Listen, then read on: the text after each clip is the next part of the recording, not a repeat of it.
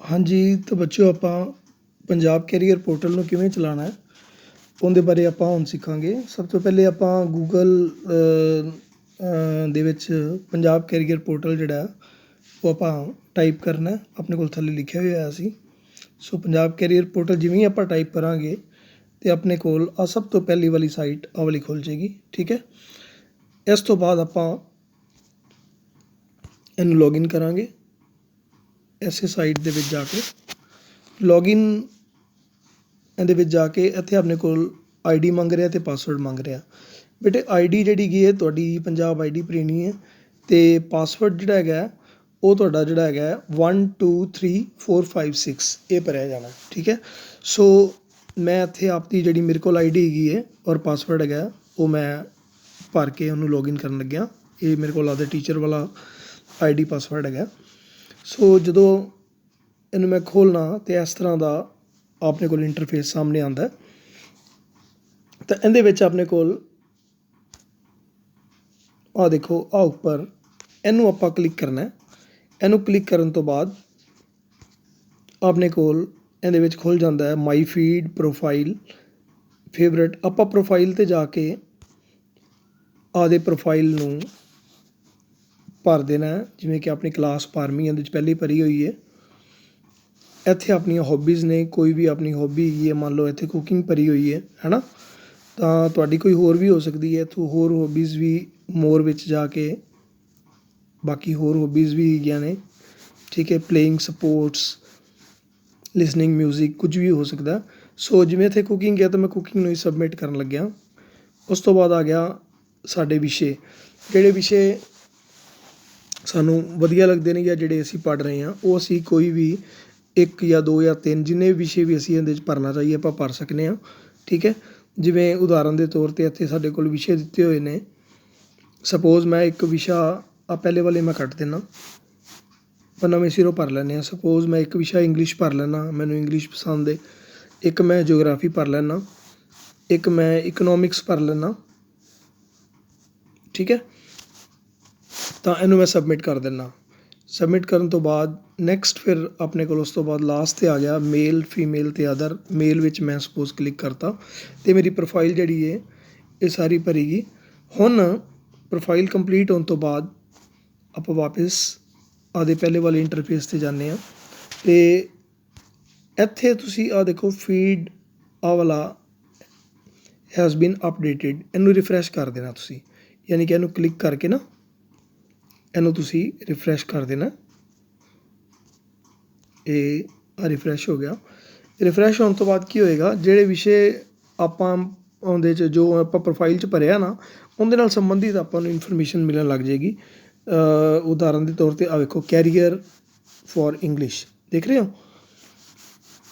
English ਦੇ ਨਾਲ ਸੰਬੰਧਿਤ ਜਿਹੜੇ ਕੈਰੀਅਰ ਹੈਗੇ ਨੇ ਉਹ ਆਹ ਥੱਲੇ ਦਿੱਤੇ ਹੋਏ ਨੇ ਆਪਣੇ ਕੋਲ।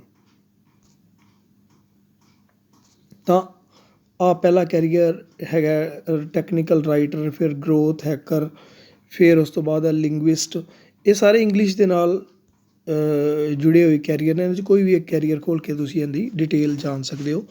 ਇਸੇ ਤਰ੍ਹਾਂ ਤੁਸੀਂ ਕੁਕਿੰਗ, ਜਿਵੇਂ ਆਪਾਂ ਦੇਖਿਆ ਸੀ ਉਹਦੇ 'ਚ ਹੌਬੀ ਭਰੀ ਸੀ, ਤਾਂ ਕੁਕਿੰਗ ਦੇ ਨਾਲ ਵੀ ਕੁਝ ਕੈਰੀਅਰ ਹੈਗੇ ਨੇ, ਉਹ ਸਾਰੇ ਕੈਰੀਅਰ ਆ ਦਿੱਤੇ ਹੋਏ ਨੇ। ਇਹਦੇ 'ਚ ਕੋਈ ਵੀ ਇੱਕ ਕੈਰੀਅਰ ਖੋਲ੍ਹ ਕੇ ਤੁਸੀਂ ਉਹਦੀ ਡਿਟੇਲ ਜਾਣ ਸਕਦੇ ਹੋ। ਜਿਵੇਂ ਕਿ ਲਾਸਟ 'ਤੇ ਆ ਵੇਖੋ ਆਹ ਵਾਲਾ ਕੈਰੀਅਰ ਆਪਣੇ ਕੋਲ ਕਿਹੜਾ ਲਿਖਿਆ ਹੋਇਆ, ਆਪਣੇ ਕੋਲ ਲਿਖਿਆ ਹੋਇਆ ਆਹ ਵਾਲਾ ਸ਼ੈਫ। ਤਾਂ ਸ਼ੈਫ ਜਿਹੜਾ ਭੋਜਨ ਬਣਾਉਂਦਾ, ਠੀਕ ਹੈ, ਤਾਂ ਉਹਦੇ ਇਸ ਕੈਰੀਅਰ ਦੀ ਡਿਟੇਲ ਜਾਣਨੀ ਤਾਂ ਆਪਾਂ ਇਹਦੀ ਡਿਟੇਲ ਜਾਣ ਸਕਦੇ ਹਾਂ।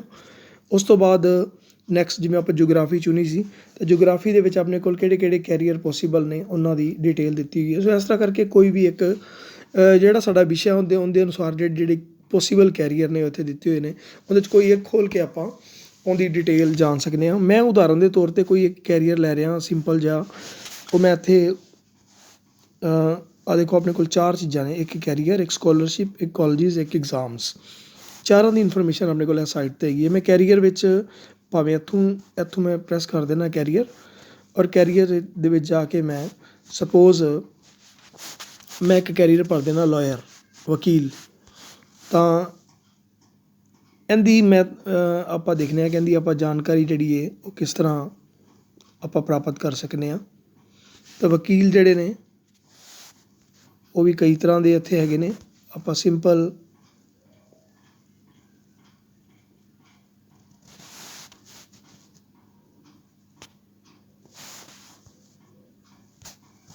एक मिनट में दोबारा तो लिखना लॉयर।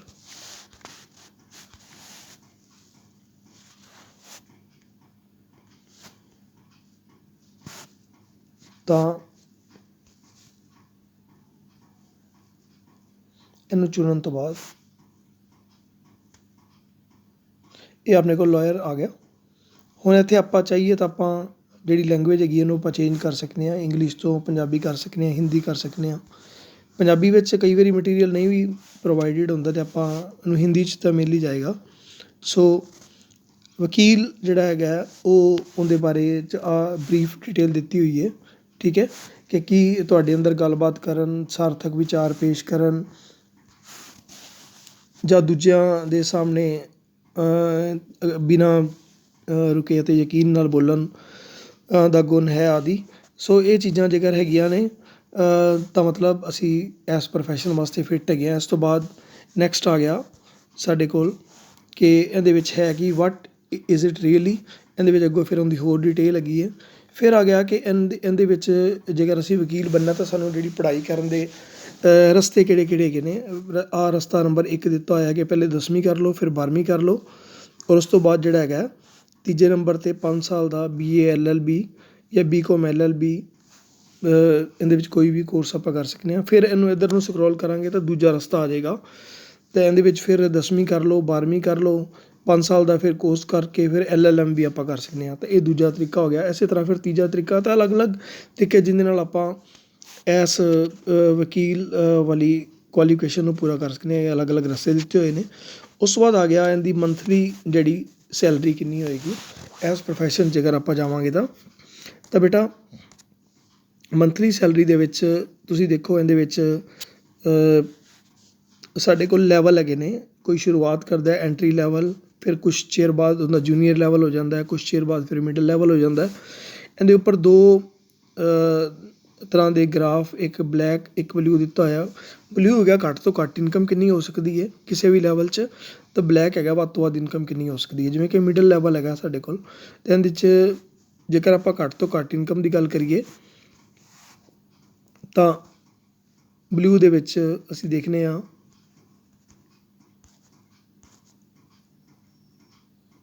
ਕਿ ਇੱਥੇ ਲਿਖਿਆ ਹੋਇਆ 50,000 ਰੁਪਏ, ਔਰ ਇਸੇ ਤਰ੍ਹਾਂ ਵੱਧ ਤੋਂ ਵੱਧ 4 ਲੱਖ ਰੁਪਏ ਕਦੋਂ ਮਿਡਲ ਲੈਵਲ 'ਤੇ। ਇਹ ਕਦੋਂ ਹੈਗੀ ਹੈ ਇਹ ਵਾਲੀ ਇਨਕਮ ਮਿਡਲ ਲੈਵਲ 'ਤੇ। ਅਤੇ ਜੇਕਰ ਸ਼ੁਰੂਆਤ ਵਿੱਚ ਦੇਖਾਂਗੇ ਐਂਟਰੀ ਲੈਵਲ ਜਾਂ ਜੂਨੀਅਰ ਲੈਵਲ ਤਾਂ ਉਹਦੇ 'ਚ ਘੱਟ ਹੋਏਗੀ। ਤਾਂ ਇਸ ਤਰ੍ਹਾਂ ਕਰਕੇ ਆਪਾਂ ਨੂੰ ਕਿਸੇ ਵੀ ਪ੍ਰੋਫੈਸ਼ਨ ਦੇ ਵਿੱਚ ਕਿੰਨੀ ਇਨਕਮ ਹੋ ਸਕਦੀ ਹੈ ਘੱਟ ਤੋਂ ਘੱਟ ਜਾਂ ਵੱਧ ਤੋਂ ਵੱਧ। ਬਾਕੀ ਉਹਦੀ ਜੇ ਹੋਰ ਡਿਟੇਲ ਲੈਣੀ ਹੈ ਤਾਂ ਰੀਡ ਮੀ ਇਹਨੂੰ ਖੋਲ੍ਹ ਲਓ, ਰੀਡ ਮੋਰ ਨੂੰ, ਇਹਦੇ 'ਚ ਹੋਰ ਜ਼ਿਆਦਾ ਡਿਟੇਲ ਤੁਹਾਡੇ ਕੋਲ ਆ ਜਾਏਗੀ। ਫਿਰ ਆਪਾਂ ਵਾਪਸ ਚੱਲਦੇ ਹਾਂ। ਵਾਪਸ ਆ ਕੇ ਸਾਡੇ ਕੋਲ ਇਹ ਆ ਜਾਂਦਾ ਕਿ ਸਾਨੂੰ ਕਿੰਨੇ ਰੁਪਏ ਚਾਹੀਦੇ ਨੇ ਇਸ ਪੜ੍ਹਾਈ ਨੂੰ ਪੂਰਾ ਕਰਨ ਵਾਸਤੇ। ਨੀਲੇ ਵਾਲੇ ਗ੍ਰਾਫ ਨੂੰ ਨੱਪਾਂਗੇ ਆਪਾਂ ਤਾਂ ਇਹਦੇ 'ਚ ਆਪਣੇ ਘੱਟ ਤੋਂ ਘੱਟ ਰੁਪਏ ਕਿੰਨੇ ਲੱਗਣਗੇ, ਔਰ ਬਲੈਕ ਵਾਲੇ ਨੱਪਾਂਗੇ ਤਾਂ ਵੱਧ ਤੋਂ ਵੱਧ ਕਿੰਨੇ ਲੱਗਣਗੇ। ਆ ਗਿਆ ਆਪਣੇ ਕੋਲ। ਫਿਰ ਇਸੇ ਤਰ੍ਹਾਂ ਹੀ ਇਸ ਜਿਹੜਾ ਆਪਾਂ ਕਿੱਤਾ ਚੁਣ ਰਹੇ ਹਾਂ ਇਹਦਾ ਫਿਊਚਰ ਦੇ ਵਿੱਚ ਕਿੰਨਾ ਕੁ ਸਕੋਪ ਹੈਗਾ, ਕਿੰਨਾ ਕੁ ਇਹਦਾ ਪ੍ਰੋਸਪੈਕਟਸ ਹੈਗਾ। ਤਾਂ ਇੱਥੇ ਜਿਹੜੀ ਨੀਲਾ ਗ੍ਰਾਫ ਹੈਗਾ ਜੋ ਅੱਜ ਦੀ ਤਰੀਕ 'ਚ ਜੋ ਇਹਦਾ ਪੋਜੀਸ਼ਨ ਹੈਗੀ ਹੈ।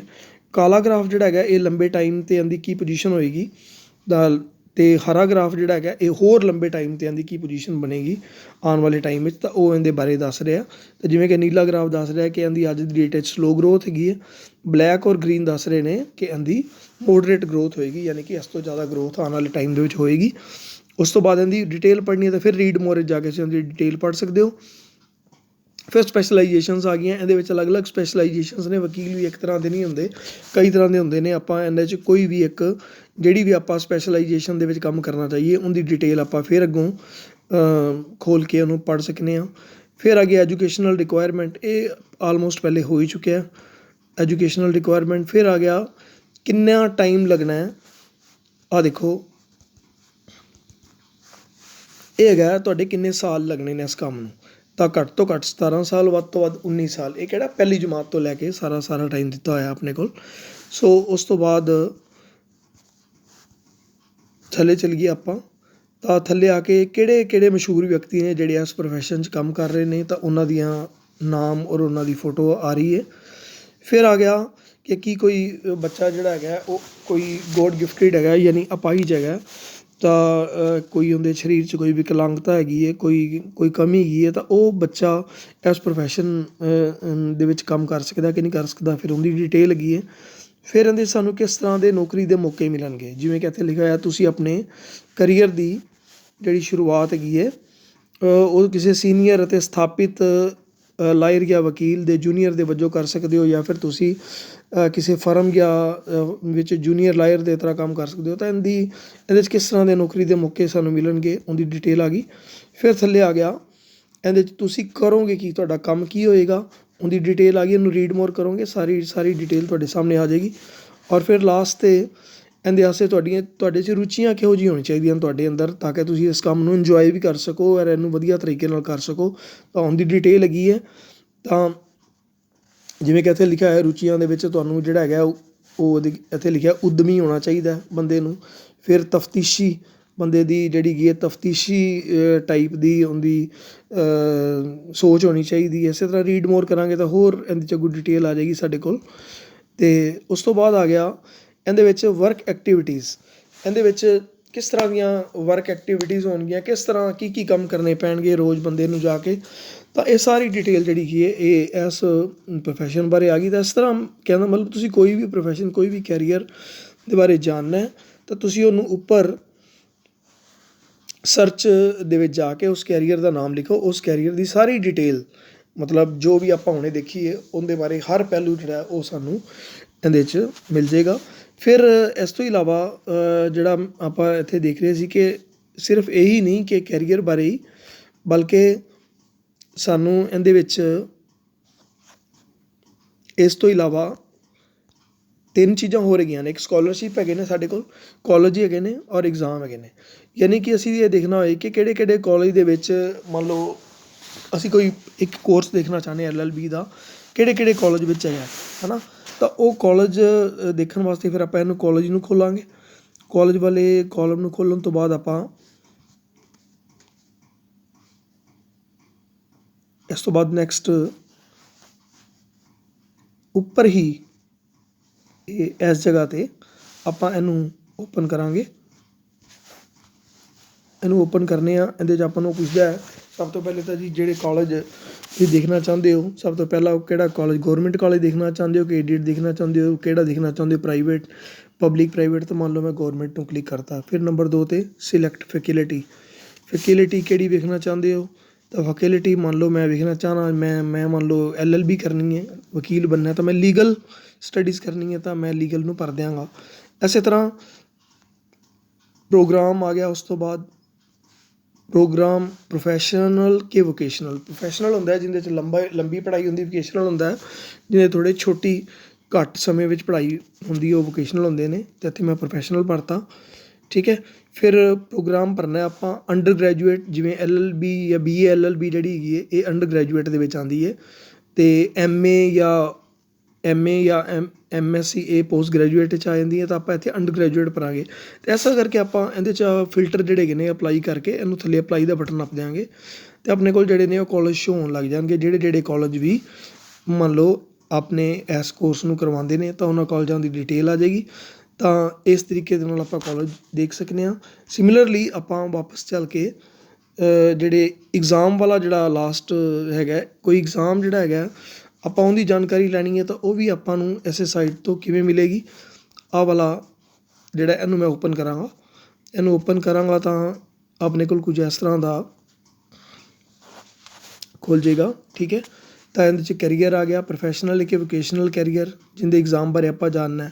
ਮੰਨ ਲਓ ਉਹ ਪ੍ਰੋਫੈਸ਼ਨਲ ਕਰਨਾ ਚਾਹੁੰਦਾ ਮੈਂ, ਜਾਂ ਚਲੋ ਮੈਂ ਵੋਕੇਸ਼ਨਲ ਕਰਨਾ ਚਾਹੁੰਦਾ, ਠੀਕ ਹੈ। ਪ੍ਰੋਫੈਸ਼ਨਲ ਨੂੰ ਕੱਟ ਦੇਣਾ। ਮੈਂ ਕੈਰੀਅਰ ਕਿਹੜਾ ਚੂਜ਼ ਕਰਨਾ ਚਾਹੁੰਦਾ, ਕਿਹੜੇ ਕੈਰੀਅਰ ਬਾਰੇ ਮੈਂ ਟੈਸਟ ਜਾਂ ਐਗਜ਼ਾਮ ਦੇਖਣਾ ਚਾਹੁੰਦਾ। ਸਪੋਜ਼ ਮੈਂ ਹੋਸਪੀਟੈਲਿਟੀ ਅਤੇ ਟੂਰਿਜ਼ਮ ਦੇ ਵਿੱਚ ਵੇਖਣਾ ਚਾਹੁੰਦਾ ਅਤੇ ਮੈਂ ਇਹਨੂੰ ਕਲਿੱਕ ਕਰ ਦਿੰਦਾ। ਫਿਰ ਮੈਂ ਡਿਗਰੀ ਕਿਹੜੀ ਲੈਣਾ ਚਾਹੁੰਦਾ, ਅੰਡਰ ਗ੍ਰੈਜੂਏਟ ਯਾਨੀ BA ਲੈਵਲ ਦੀ ਕਿ ਪੋਸਟ ਗ੍ਰੈਜੂਏਟ MA ਲੈਵਲ ਦੀ। ਮੰਨ ਲਓ ਮੈਂ ਅੰਡਰ ਗ੍ਰੈਜੂਏਟ ਟਾਈਪ ਦੀ ਲੈਣਾ ਚਾਹੁੰਦਾ। ਐਸਾ ਕਰਕੇ ਜਿਹੜੀ ਮੈਂ ਇਹਦੇ 'ਚ ਫਿਲਟਰ ਲਾਵਾਂਗਾ ਉਹਨੂੰ ਮੈਂ ਥੱਲੇ ਅਪਲਾਈ ਕਰ ਦਿਆਂਗਾ ਅਤੇ ਇਹਦੇ 'ਚ ਮੇਰੇ ਕੋਲ ਜਿਹੜੇ ਨੇ ਉਹ ਟੈਸਟਾਂ ਦੀ ਜਿਹੜੀ ਹੈਗੀ ਹੈ ਉਹ ਡਿਟੇਲ ਆ ਜਾਏਗੀ। ਆਹ ਦੇਖੋ, ਆਹ ਨੰਬਰ 1 'ਤੇ ਜਿਹੜਾ ਹੈਗਾ ਆਪਣੇ ਕੋਲ Uttar Pradesh joint entrance exam, ਠੀਕ ਹੈ। ਤਾਂ ਉਵੇਂ ਹੀ ਥੱਲੇ ਆ ਗਿਆ ਹਰਿਆਣੇ ਦਾ, ਆ ਗਿਆ ਥੱਲੇ ਪੰਜਾਬ ਦਾ ਆ ਗਿਆ।